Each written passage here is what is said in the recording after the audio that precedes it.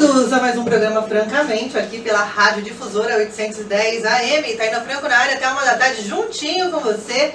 Eu e Geleia, foi tudo bem, Geleia, esse final de semana? Perfect. Perfect? Muito bem. Tá com cara de quem se cuidou bem no final de semana, não fez grandes exageros, tomou água, se hidratou. Geleia ri, né? Muito bem. Gente, o Geleia já começou a ler o livro da Fabi, que esteve aqui na sexta-feira. Já tá gostando do livrinho. Eu mostro lá no vídeo. Você que está em casa ouvindo não vai ver, mas depois você vai ver na internet aí. Geleia está aprovando o livro de Fabi. Muito bem, gosto assim. Gente, olha, no dia 3 e no dia 10 de novembro vai rolar o quê? O Enem. Na minha época não tinha Enem, né, gente? Porque eu sou uma pessoa assim das antigas, um pouquinho. Acho que não tinha nem vestibular na época. Tinha. Mas não tinha Enem.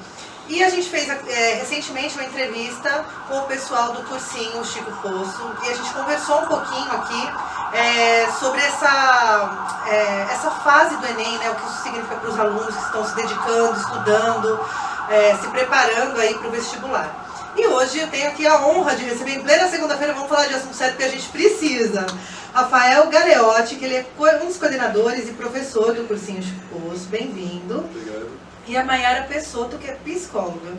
Porque assim, não basta estudar, tem que manter a saúde mental para fazer essa prova, né? Exatamente.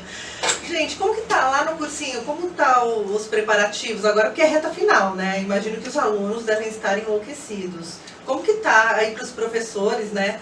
A dinâmica de aulas muda alguma coisa aí nas vésperas do vestibular? Como que funciona? Ah, muda com certeza. O pessoal tá muito mais pilhado, o pessoal tá muito mais ansioso, as aulas já estão começando, já o pessoal fica mais tenso, umas perguntas mais rápidas, né? O pessoal já tá suando frio, então a gente tenta Eu falo que conversar com o pessoal. sempre na véspera que as dúvidas surgem, né? Sempre, várias dúvidas. Dúvida de abril, que, puxa, o cara resolveu fazer a pergunta agora, mas antes tarde do que nunca. Pelo menos ele fez a pergunta, tá excelente. Eu falo que quando a gente tem dúvida que a gente está começando a aprender, né? Pois que é, o momento que as coisas surgem ali, que você começa a colocar as informações no lugar, né? Esse momento é sempre muito tenso, né? Assim, esse pré-vestibular é uma cobrança, o vestibular é uma cobrança muito grande, né? Todo o segundo grau, eu não sei, chama segundo grau ainda? O colegial? Ensino médio. Ensino médio, isso. Toda essa fase ela é voltada, ela começa já com um olhar aí para o vestibular, né? Porque é o que vai determinar a faculdade que você vai passar, para onde você vai, enfim.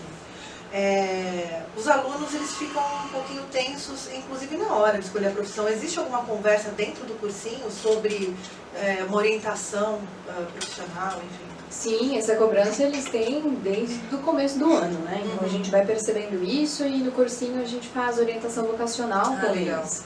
No primeiro semestre, lá para março, abril, nós temos uma outra psicóloga voluntária, a Aline. Ela faz um trabalho anual com todas as turmas e são, se eu não me engano, 5, 6 encontros. Então eles têm essa possibilidade também de ter mais clareza na hora da escolha profissional. É importante, né? Vocês fizeram alguma feira de profissões? Chegaram? Eu lembro que vocês comentaram alguma coisa aqui, né? Sim, a gente faz o CPVest, nós convidamos vários profissionais a cada ano, a gente aumenta. Esse ano tivemos uns 120.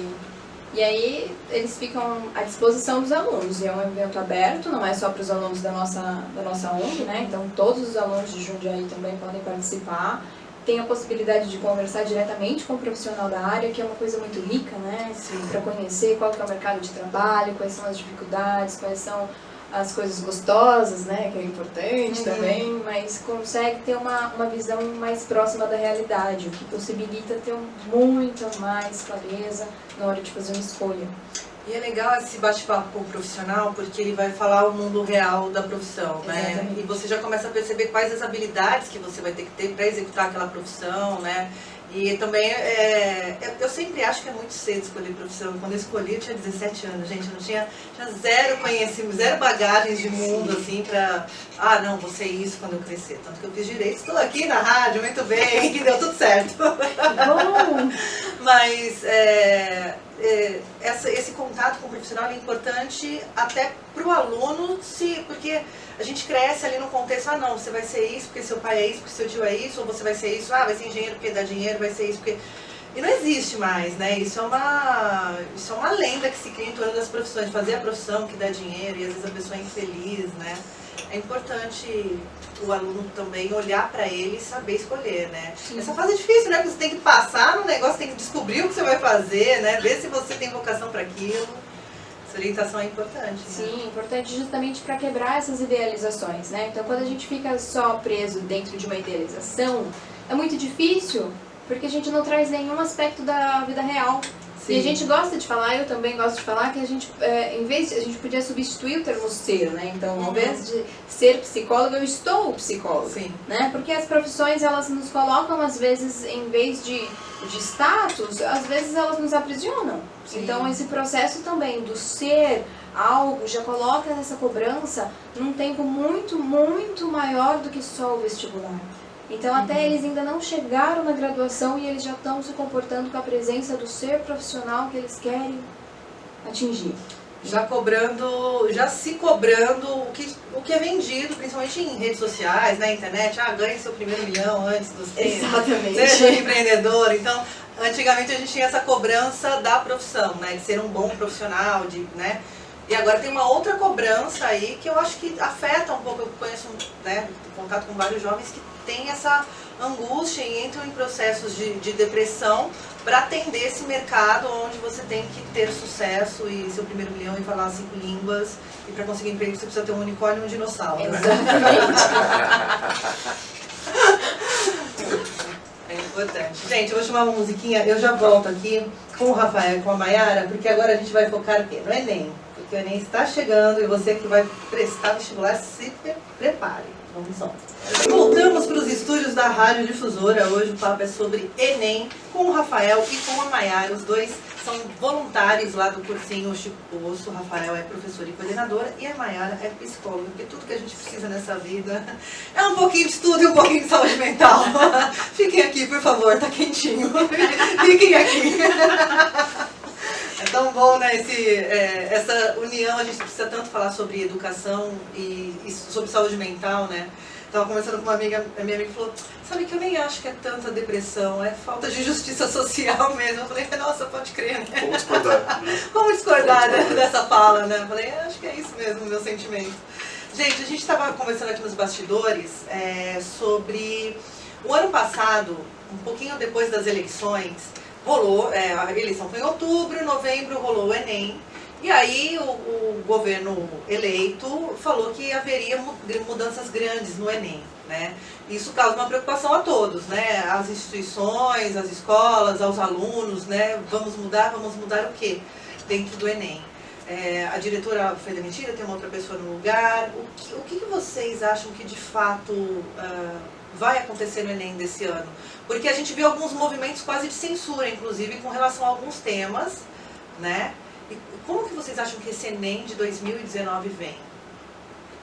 Olha, o Enem 2019, acho que falo por mim e também acho que eu posso falar como consenso dos professores que estão preparando os jovens para essa etapa que é o Enem, né? É uma grande incógnita. É uma grande incógnita a partir do momento em que a gente não tem muita segurança do que vai cair, de como não vai cair, né? Por exemplo, acho que o famoso exemplo é a redação do Enem. Sim. A redação do Enem sempre teve uma tendência, de uns 5 anos para cá principalmente, de trazer alguns temas que fossem mais voltados a essa questão dos direitos humanos, acho que minorias não é o termo certo, mas de minorias de direitos, né? Exato, não minorias de pessoas. Determinados nichos da sociedade, né? E uma grande dica que todos os professores sempre deram para isso é: faça uma redação que respeite os direitos humanos, né? E que sempre propõe uma solução para a problemática que está sendo apresentada. Mas a questão é, nós estamos num atual governo em que me parece que a tendência é você esconder problemáticas. Sim. Então, como elaborar um tema de redação a partir disso, tentando partir da mesma linha que já foi partida de 4, 5 anos para cá? Está meio difícil da gente conseguir prever qualquer coisa. Cada professor, cada coordenador, cada pessoa ligada a esse mundo de preparação para o vestibular tem uma opinião diferente. A minha eu tenho a impressão que o pessoal vai continuar mais ou menos na mesma tendência, né? talvez até como uma forma de afronta, não tem muito Mas como você dizer. acha, Mas também eu não lembro me que surpreenderia se não acontecesse. Eu lembro que o governo falou que iria olhar a prova antes. Sim. Será O que próprio isso... presidente falou que ele pessoalmente a prova antes. Né?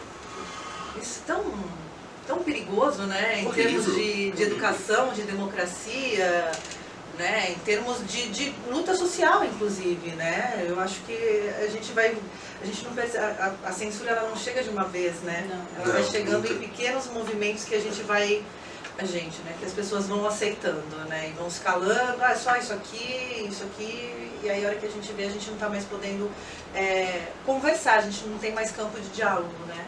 Você falou de um tema, dos temas, né? Que poderia ser tema da redação esse ano, né?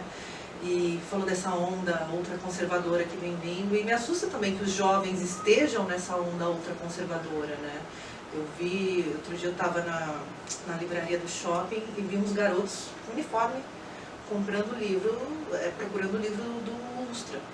Nossa. E isso me assusta muito, né? De repente a gente ter aí uma fase que esse tema da redação, sei lá, pode ser abordado de um jeito diferente do que a gente espera, né? Dentro de uma democracia. Né? Fico um pouquinho assustada com isso, né? Vamos torcer pelo melhor. O que os alunos dentro do cursinho, eles estão esperando? Vocês têm esse feedback deles, assim, em termos... Porque a gente está falando de um cursinho social, né? É diferente, os alunos desse cursinho são diferentes de alunos que fazem um cursinho pago, enfim, né? Que estão ali dedicados, enfim. Não estou falando em termos de ensino, estou falando em termos de contexto social mesmo, né? De repente, um aluno do cursinho pago, ele tem uma outra visão de mundo do aluno do cursinho lá do Chico Poço. O que vocês conversam com os alunos? Qual que é a expectativa deles para esse Enem? No cursinho, professor Chico Poço, a gente sempre costuma promover vários desses debates. Né? Então a gente, não só nas aulas, mas às vezes em ocasiões específicas aos sábados mesmo, nós promovemos debates com relação à cidadania, com relação a como não ser uma pessoa horrível na sociedade atual. Né? Só isso, a gente só precisa discutir isso, já porque realmente ajuda muito, sim, né? muito. Como não ser uma pessoa horrível. Então, acho que são reflexões que a gente gosta de trazer não só para a formação do sujeito como um vestibulando, mas também como um cidadão, né? Também como um cidadão que, apesar de não estar nas mesmas classes sociais dominantes, também é um cara que também tem direitos e também tem deveres, é claro. Sim. Também é um cara que faz parte dessa sociedade e que, portanto, tem tanto direito como qualquer outro de por que não conseguir abocanhar uma vaga na universidade. Né? A universidade para todos, que foi um grandes slogans do passado, principalmente, então que seja para todos. E a gente sempre frisa para eles, não, você tem as mesmas chances que qualquer cara de qualquer outro cursinho pago para ir. Né? Do ponto de vista dos professores e dos demais voluntários, tenho certeza que todo mundo está em pé de igualdade se mesmo, desdobra em para termos de conseguir fazer educação, isso. né? Sim. É importante isso, porque houve um tempo em que só entravam em universidade pública pessoas que tinham condições de pagar grandes cursinhos, bons cursinhos, e tinham tempo, né?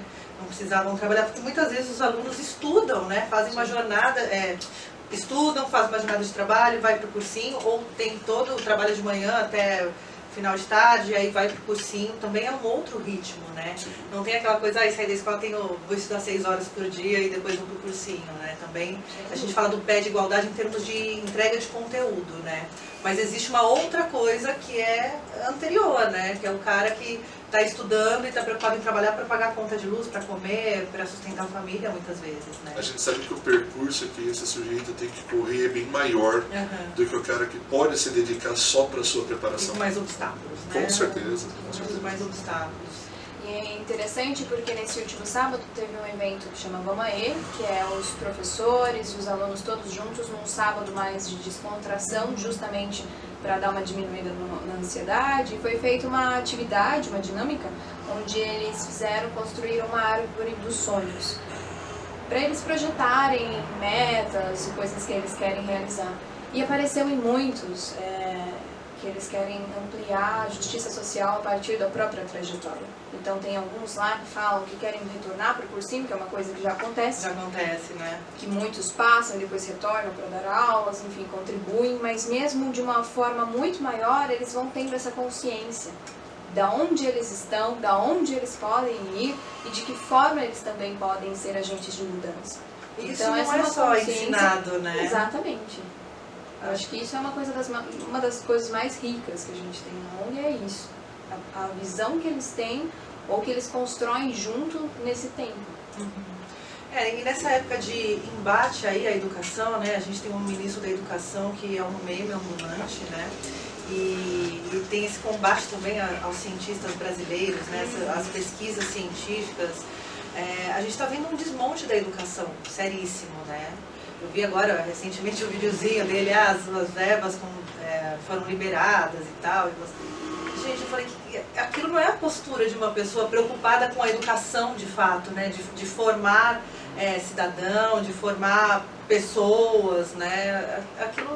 A educação entrou meramente numa disputa político-partidária. Ela não é, a educação parece que não é mais para o povo, né. E digo mais, acho que não só político-partidário, mas por uma questão política partidária e social e econômico também. Exato. Esse mesmo ministro já teve falas abertamente declaradas contra os programas sociais, como o ProUni, como o FIES, né, como esses programas que ajudam a colocar a pessoa de menos poder aquisitivo nas universidades públicas ou particulares com bolsas governamentais. Né? E já tiveram falas abertamente contra esses programas. Sim. Então a gente está realmente indo na contramão nesse ponto. As cotas ainda é uma coisa muito debatida, né? Que a gente não precisa, a gente não tem dívida histórica. Como Né? não? A gente não tem nenhuma dívida histórica. Então, cotas diminui o negro, parece que é uma injustiça, porque eles parecem menos inteligentes ou menos capazes. E as pessoas esquecem de olhar o contexto e olhar a história do Brasil, né? Isso é muito assustador, né? Sim. Em que momento a gente se perdeu disso, né? Com relação às cotas, especialmente as cotas raciais, né, eu costumo sempre olhar com relação a um outro viés que não é muito bem olhado com relação a isso. Né, porque creio eu, e essa é a minha interpretação, né, que isso não é uma medida de combate à desigualdade educacional. Sim. Tá? É uma medida de combate ao racismo. Sim. Ao racismo que é estrutural à nossa sociedade. Né? Então, assim, todos nós que passamos por uma faculdade, a gente sabe que sim, é difícil entrar, mas muito mais difícil você sair dela. Sim. Né? A ideia é não ajudar o cara a entrar lá, mas a partir do momento em que você, talvez não a curto prazo, mas a médio prazo, você vai contratar um arquiteto para pensar no seu prédio, por exemplo, e esse arquiteto é negro.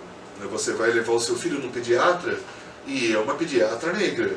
É assim que aos poucos você vai combatendo o racismo, né? E percebendo que sim, o negro ele pode ser integrante da sociedade, um integrante ativo da sociedade. Até que pare de falar, eu tenho um professor negro, eu tenho um professor... Até que se naturalize eu isso. tenho um arquiteto, eu tenho uma Exatamente. pediatra, né? A gente tem que parar. Na televisão esse final de semana, nossa, uma das mulheres negras mais bonitas. Eu falei, gente, né? E aí, você separa em duas categorias e essa A categoria... gente fala, né, uma das mulheres brancas mais lindas. Não. Né? Então, é uma desconstrução social mesmo, e a educação ela colabora muito para que isso aconteça ou não aconteça, né? Vamos combinar. E eu interpreto que, eu tenho a impressão que esse tipo de discriminação ocorre a partir do momento em que você naturaliza o negro em qualquer lugar. Sim, sim. Né? Você tendo profissionais capacitados também negros. Né? Isso faz com que aos poucos você pare de ter que falar o profissional negro e o profissional. Não, todo mundo é profissional e acabou. Exato. Mas é com a naturalização da coisa que você vem aos poucos. E eu tenho a impressão que a cota racial é uma medida para esse tipo de combate, não para acesso à educação. Uhum. Gente, vou chamar uma musiquinha. Preparada aí, Geleia? Sim. Daqui a pouquinho a gente volta para continuar esse papo aqui nos estúdios da Rádio Difusora. E voltamos aqui para os estúdios. A gente está papeando aqui sobre o Enem, que eu tenho minha aposta que a redação desse ano vai ser sobre terra plana. A gente está nesse movimento de contra a ciência, né? De questionar a ciência, né? Com memes, não com dados. E também tem esse movimento fake news também atrapalha um pouquinho a educação, né? Que está fazendo um desserviço à educação, né? A gente discutir terra plana, questionar números científicos, né? E eu acho que os alunos também que vão prestar vestibular ficam meio nesse limbo às cegas, assim, né? E aí, se eu falar, se cair uma terra plana, eu tenho que falar, ok, ótimo, terra plana, a gente vive nas beiradas, enfim. Ou a gente fala, não, olha aí, tem uma pesquisa científica.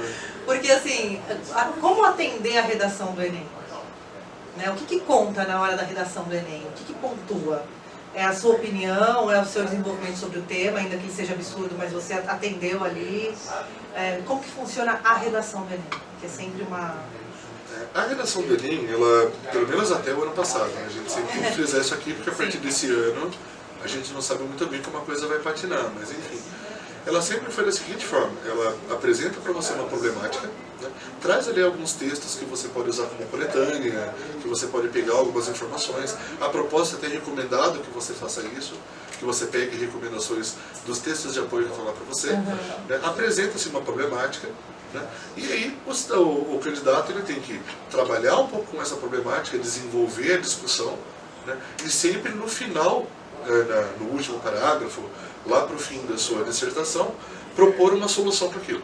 Né? Sempre dar alguma proposição para, se não como resolver o problema, porque talvez seja muita prepotência, mas como começar a resolver a questão. Um olhar para aquele problema. Como começar a desembrulhar o pacote do problema. Né? E, bom, acho que, e inclusive as redações, as regras, as diretrizes das provas, elas sempre partiram, e foi uma discussão, inclusive, no ano passado também, né? Que era mesmo que obrigatório que você tivesse que seguir a Constituição Brasileira e a Declaração dos Direitos Humanos.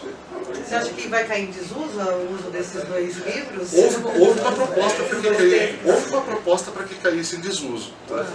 Mas tenho a impressão que, acho que é até um bom senso você não partir do princípio que então você pode ser uma pessoa horrível na prova. De novo, procure não ser uma pessoa horrível que está tudo bem. Que vai dar certo e que você consegue fazer uma redação. É que o conceito de pessoa horrível mudou muito, né? Assim, nossa, infelizmente. Ficou muito subjetivo o conceito de pessoa horrível, né? Infelizmente, mas eu tenho a impressão que de repente você pensa, essa é a hora então que eu posso fazer aquela redação polêmica. Sim.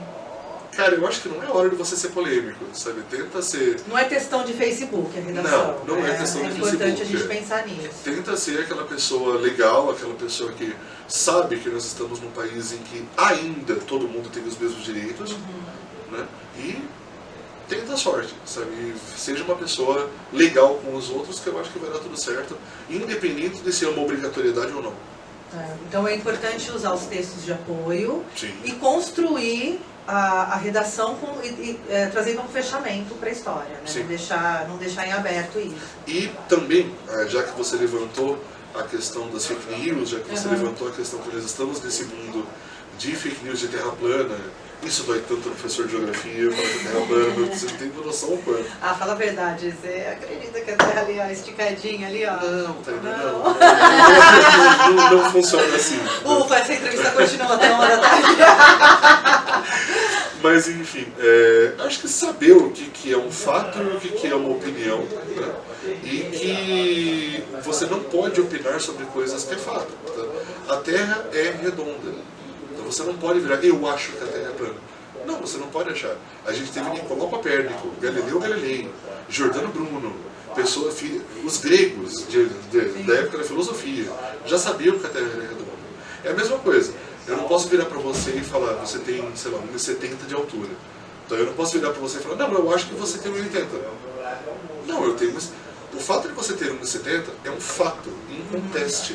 Não é uma opinião. Tem certas coisas que você não pode opinar. Mas chega um a momento Terra que é redonda. se questiona a NASA, né? Sim, então, o garoto... como que você questiona o que é um fato inconteste, sabe? Não é questão de perder ou ganhar a discussão. Perder ou ganhar a discussão é uma coisa que você vai fazer lá na rede social. Na redação você não vai perder ou ganhar uma discussão. Porque você não está discutindo. Tá? Você não está discutindo com ninguém. Você está ali fazendo uma dissertação, levantando uma problemática que já foi dada para você. Certo? Então procure não ser polêmico e procure ser uma pessoa legal que vai dar tudo certo. Eu acho importante isso porque eu acho que as pessoas elas transferiram o lugar da escrita para as redes sociais, né? E isso reduz muito eu acho que reduz muito a leitura, né? Porque todo mundo só lê manchete, ninguém lê Sim. notícia, né? Então, a interpretação de texto ela vai se perdendo aí, né? Com redes sociais, porque na verdade as pessoas estão tentando provar seu ponto, né? Sim. E o hábito da escrita, ela vai nessa leva aí, né? A gente perde muito o hábito da escrita, de fazer uma dissertação de repente, e a gente muda isso para nossa opinião no textão, né? Pois é. Então, alunos, olha, parem de escrever textão no Facebook e comecem a focar em pontos aí que são importantes para a redação. Quantas questões no Enem, vocês sabem? O Enem são 4 provas, tá? Essas 4 provas têm, se não me engano, acho que são 90 questões cada uma, né?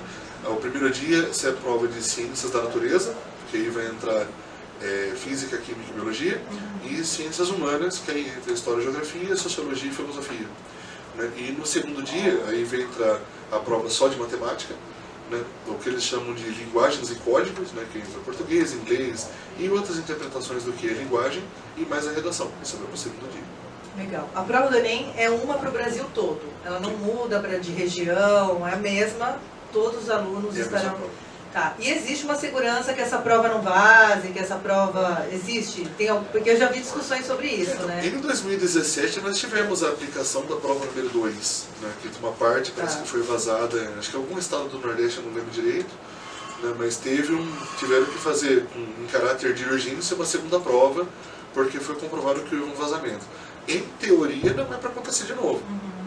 Mas nunca se sabe, né? Não, perguntei mais por curiosidade, porque eu lembro de ter rolado essa conversa aí, e recentemente, ontem, sexta, o governo do estado de São Paulo abriu dados de muitas pessoas, né? Um RG, tá tudo aí na internet disponível. Enfim, com essa história de vazamento de dados, né? É importante a gente ficar atento também. Sim. Porque em 2017 rolou o cancelamento de uma prova. A prova não tinha sido aplicada, foi verificado antes. A prova ela foi aplicada, só que para essas localidades em que foi comprovado que houve vazamento, ela foi reaplicada, né? Aí, com novas questões, com um novo tema de redação, ela foi reaplicada em alguns casos específicos. Tá. A prova do Enem, gente, acontece dia 3 e dia 10, né? As inscrições já encerraram para o Enem? Encerraram, né? Está encerrado já. Quem está inscrito está inscrito, quem não está inscrito, só o ano que vem. Quem está inscrito a essa altura do campeonato já recebeu um comunicado dizendo onde é o seu local de prova, com todos os horários. Se eu não me engano, acho que é por SMS que a pessoa recebe isso. Isso já está tudo certinho, todo mundo já sabe. E quem não recebeu esse comunicado, por algum motivo, tem algum lugar para procurar? Na plataforma do INEP. No plataforma do INEP você tem como acessar lá com o seu... Acho que com o seu RG, se eu não me engano, você pode consultar qual que é o seu local de prova lá.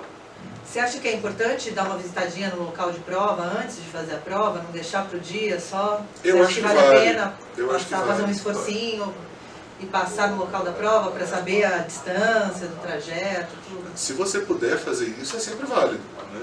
Além de observar aquelas várias outras questões, para você não ser um meme futuramente. A gente vai falar disso já, quero voltar falando sobre isso. As várias questões são importantes frisar. Por exemplo, a caneta do Enem, obrigatoriamente você vai ter que usar caneta preta, não leve caneta azul na prova do Enem. E é uma quantidade significativa de pessoas que acaba sendo desclassificado automaticamente porque faz a prova de caneta azul.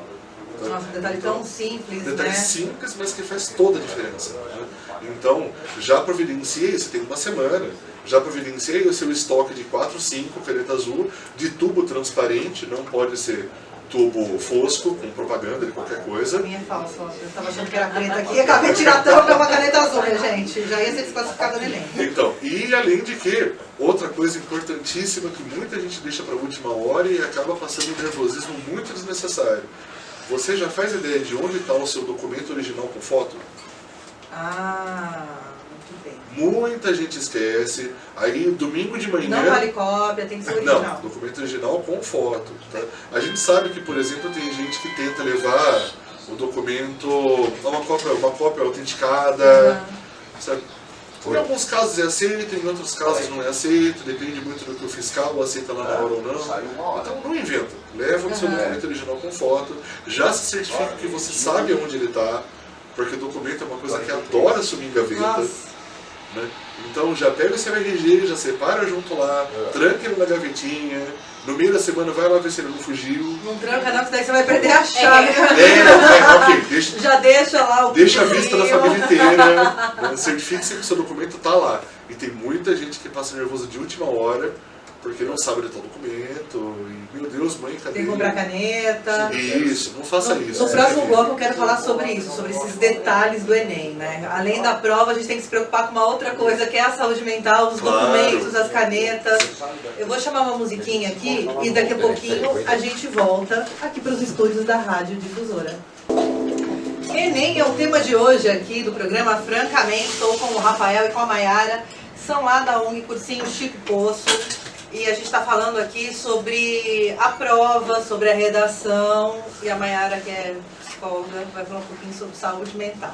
Então a gente não pode esquecer que a caneta tem que ser preta, levar mais de uma caneta, né, por favor. Levar, não, o celular não entra ou entra? Como que funciona? Desligado. Celular desligado, RG ou foto com, documento com foto, pode ser a CNH? Pode ser a CNH, não pode ser carteirinha de biblioteca, carteirinha do clube, não adianta. Tem que ser a CNH ou carteira de trabalho pode? Não tenho certeza, eu acho que prefiro o RG. Vamos sempre. RG e CNH, tá bom, gente? Combinado? Tudo certo aí? Bom, há uma grande tensão antes da prova, né? Gente que não dorme, gente que não se alimenta, ou gente que dorme demais, e gente que se alimenta demais, gente que sai um dia antes, né? Vamos comemorar que amanhã tem o Enem. Gente que vira a noite estudando. Gente que vira a noite estudando, e isso não é indicado, né? Não, na verdade, tudo que é excesso é algo pra gente tomar cuidado. Então, as pessoas, elas se comportam de formas diferentes, mesmo estando num nível de ansiedade paralelo. Então, por exemplo, eu talvez possa ficar ansiosa e chegar atrasada. Meu colega está ansioso e chega 2 horas antes. Então, a ansiedade, até a própria ansiedade, ela se manifesta de uma forma diferente, né? Então, a gente fala que saúde mental é algo que precisa, assim, ser posto nessa listinha de coisas para não esquecer. Até porque quando a gente entra numa ansiedade de desempenho muito grande, né, então onde a cobrança do resultado fica maior do que eu realmente preciso fazer nesse momento, às vezes a ansiedade é grande o suficiente para causar um branco, que a gente chama, né? Eu sabia resolver, mas na hora me deu um branco.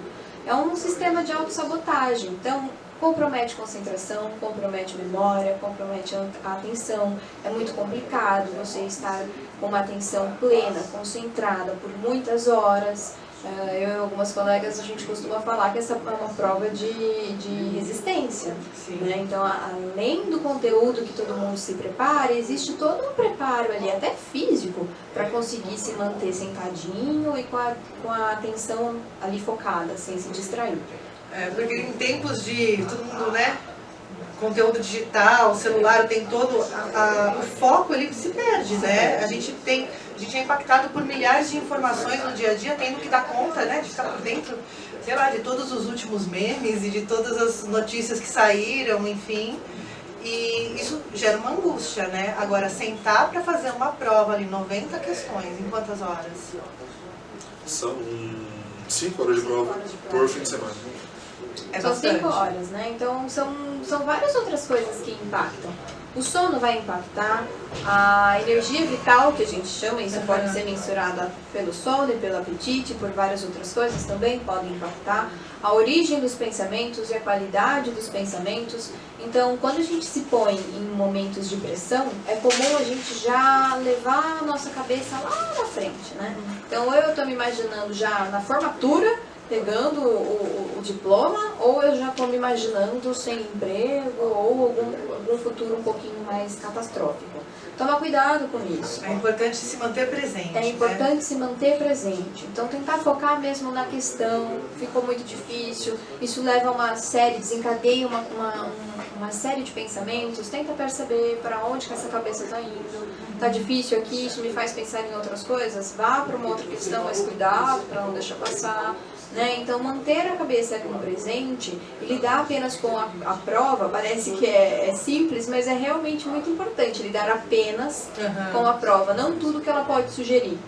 E ainda tem a questão de você fazer vai fazendo um rascunho, depois tem que passar limpo, e ali também muita gente se perde, né? Sim, no gabarito. No gabarito. Né? De passar limpo as escolhas. Tudo isso também as pessoas se perdem por conta de distração e atenção. A gente sabe que altos níveis de nervosismo fazem coisas muito simples parecerem grandiosas. Então, à medida que a pessoa quer, por exemplo, acabar rápido, porque não aguenta mais estar ali, às vezes pula uma e aí vai, a sequência toda. Então uma dica às vezes é fazer pontinhos pequenininhos antes de pintar e depois voltar a conferir, né? Tudo para ampliar maior essa atenção. Sempre de caneta preta, tá, gente? Durante a prova você pode sair para ir ao banheiro? Como que funciona isso? Pode, não tem problema. Pode, né? Pode levar comida? Pode levar comida, leve bastante água, tudo indica que vai estar calor os 2 fins de semana. A hidratação é importante pra caramba, a alimentação é importante pra caramba, mesmo antes da prova também. Isso tudo é liberado tranquilamente. Legal. E é legal respirar, gente. Eu não sei, mas eu acho que funciona um pouquinho pra todo mundo. Você respirar certo, né? Porque a gente não presta atenção na nossa respiração. A gente não presta atenção na respiração. E é muito comum a gente fazer... Né? E segurar, segura, principalmente quando está tenso. E a respiração ela tem uma relação direta com a nossa estabilidade emocional. A primeira coisa que a gente desestabiliza é a respiração. E a partir da respiração desestabilizada, ela é responsável para desestabilizar pressão, dores musculares e várias outras questões que às vezes podem influenciar dor de cabeça, enxaqueca, problemas... Mal-estar. Então a respiração é uma dica muito valiosa. Prestar atenção na respiração. Existe uma forma certa de respirar, muita gente não sabe, né? Mas a respiração diafragmática, envolvendo a barriga, não mexendo o peito. Mas pelo menos prestando atenção, se está respirando certinho, se está lembrando, já ajuda. Gente, a gente brincou aqui, antes da gente entrar, sobre virar meme, né? Todo ano tem os memes do Enem, isso é ridículo. Não compartilhem, a gente não sabe a história daquela pessoa. Até o professor Rafael falou, mas as pessoas falam, no show chegou 3 dias antes e no Enem chega atrasado, né? Parem de compartilhar isso. Primeira coisa, ele está falando o tempo todo aqui, seja uma pessoa boa. Não seja uma pessoa terrível. Não seja uma pessoa terrível. Então a primeira coisa é parar de compartilhar memes. As pessoas estão chegando lá atrasadas porque tem motivo, tem transporte, tem uma série de coisas, né? Que levam a pessoa a chegar atrasada. Ninguém que está se preparando quer chegar atrasado no Enem, né? Claro que não. Veja, por exemplo, né? Vamos voltar à comparação que as pessoas adoram fazer, especialmente nas redes sociais. Se fosse no show do Justin Bieber, você estaria lá 3 meses antes e até acampava lá. Vamos partir do princípio de que quem pode estar 3 meses parado na frente de um estádio no show do Justin Bieber é alguém que tem um aporte dos pais, principalmente, que permitem que isso aconteça, que dão condição para que o sujeito possa ficar lá. Aqueles 3 dias. Sim, então você já parte de já sabe algumas coisas sobre essa pessoa. É alguém que não está trabalhando, é alguém que os pais dão suporte, e se são pais presentes que dão suporte, são pais que vão levar esse jovem para a porta do Enem com 1 hora de antecedência, que é o recomendável. Só que a gente sabe que isso é uma minoria das pessoas que estão fazendo Enem. Tem muita gente que trabalha aos sábados, tem gente que mora longe e depende de transporte coletivo. Eu já ouvi qualquer burburinho falando de que propositalmente no domingo vão ter várias manifestações próximos de locais onde vai ocorrer o Enem. Eu já escutei isso naquelas obscurantices da rede social. Sim. Eu já ouvi falar desse tipo de coisa. Então, eu tenho muita gente lá, por exemplo, que o chefe não ajuda a estudar e não dá apoio para a pessoa estudar, e a pessoa trabalha ao sábado e o chefe só liberou a partir do meio-dia. Então é meio-dia que o cara vai sair do trabalho, para muitas vezes pegar um transporte público que não passa sempre, ele vai chegar em cima da hora. Então não seja aquela pessoa que atrasa essa pessoa para chegar, inclusive, que a gente sabe que aliás, isso acontece. Puder facilitar, dar uma carona aí, né? Você tá vendo alguém que vai fazer Enem, que tem um carro. Sim. Nós no Chico Poço temos vários casos com relação a isso. Eu lembro de um menino, não era prova do Enem, era prova da Unicamp, até, que aqui em Jundiaí é feito tudo lá na Unip, né? Há uns 3, 4 anos atrás. Ele morava num bairro muito distante daqui de Jundiaí, ele também trabalhava. Quando ele fazia cursinho, muitas vezes ele perdia o último ônibus, e só lá no fim do ano que a gente sabia que ele ia dormir na praça para esperar o primeiro ônibus às 4h30 da manhã para poder voltar. Né? E quando eu teve a prova da Unicamp, né, o portão estava quase fechando e a gente viu lá no portão da Unip, lá de longe, o menino correndo, desesperado. Ainda bem que ele era atlético. Né? já tava com a saúde física em O menino dia. correndo desesperadamente para conseguir chegar lá. Né? E a gente se espera, pelo amor de Deus, não fecha esse portão ainda que o menino está correndo. Aí ele entrou, todo suado, foi fazer a prova e passou na Unicamp. Ele passou na primeira fase e na segunda fase. E se tivesse algum babaca que estivesse ali segurando o cara para ele ser o novo meme ambulante? Nós estamos acabando com o futuro do sujeito. Né? E não só não dando a chance para ele, mas a chance para um cara que não só era bom, como passou na universidade. Sabe? Então, acho que isso não vale só para o vestibular e para a redação, vale para a vida também. Pra vida, não né? seja um babaca. Não seja um babaca. Não seja um babaca. Lembra do Gagliotti. Isso. Gente, é com essa frase que a gente encerra o programa de hoje. Não seja um babaca, não seja um babaca no Enem. Se você tiver alguém aí, conhece alguém que foi prestar Enem e você puder colaborar com essa pessoa, nem que seja lembrar a pessoa de levar uma garrafona de água, ou de comprar caneta para a pessoa, ou de dar uma carona, e colabora, porque a gente está falando de seres humanos, a gente está falando do futuro de pessoas que estão ali sonhando e buscando, né, um futuro, uma oportunidade. Gente, obrigada. Obrigada mesmo, viu? Obrigada mesmo, voltem sempre. Claro. Gente, vocês que vão prestar Enem, boa sorte, respirem, vai ficar tudo bem. E bebam água. Amanhã eu volto. Tchau, tchau.